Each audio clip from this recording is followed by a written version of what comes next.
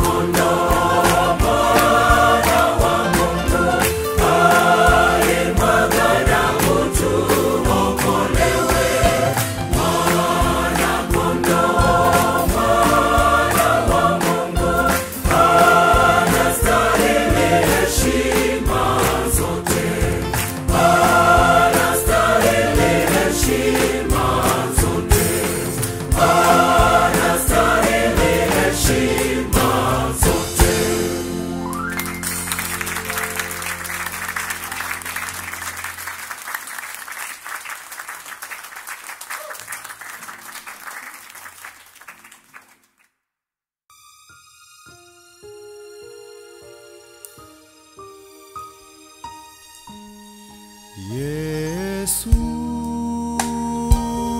anasema wewe huna nguvu, kesha ukaombe na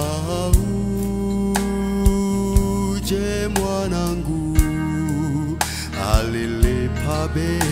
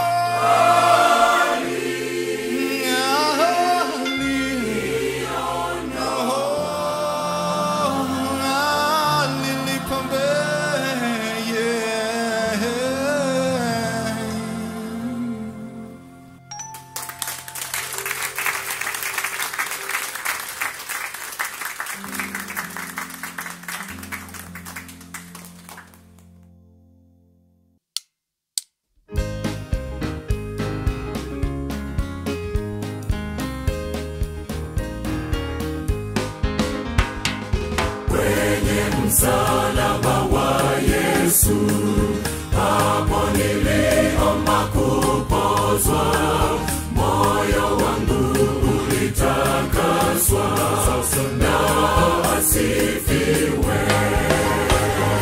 na asifiwe, na asifiwe. Alinikomboa kwa damu, na asifiwe. Chini ya mti wa mateso niliomba utakatifu, alinikomboa kwa damu, na asifiwe. Nasema na asifiwe, na asifiwe. Alinikomboa kwa damu, na asifiwe. kwa ajabu ninaokoka, Yesu anakaa moyoni, kwenye mti alinifia, na asifiwe. Na asifiwe, na asifiwe. Alinikomboa kwa damu, na asifiwe.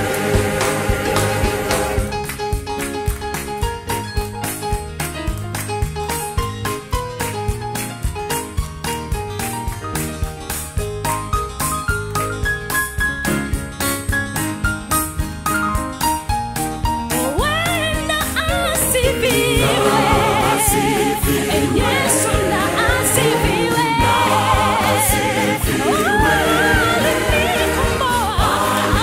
alinikomboa kwa damu,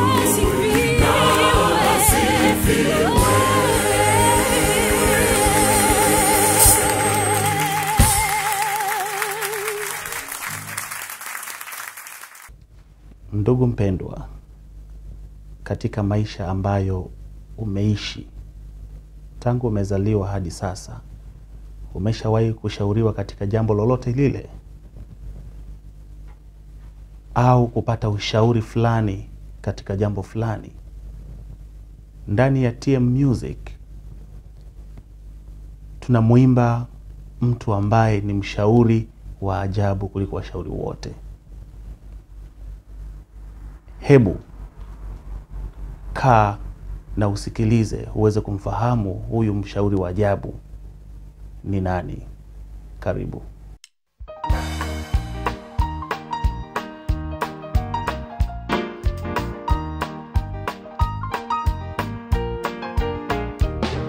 Watu walio gizani wameona nuru, ikiwaangaza kutoka mbinguni. Asubuhi nyota njema imewamulika, hiyo ni ishara ya habari njema. Bwana mtawala, Baba yetu wa milele ndiye Mungu, Mfalme wetu, mshauri wa ajabu ndiye Mungu. Bwana mtawala, Baba yetu wa milele ndiye Mungu, Mfalme wetu, mshauri wa ajabu ndiye Mungu.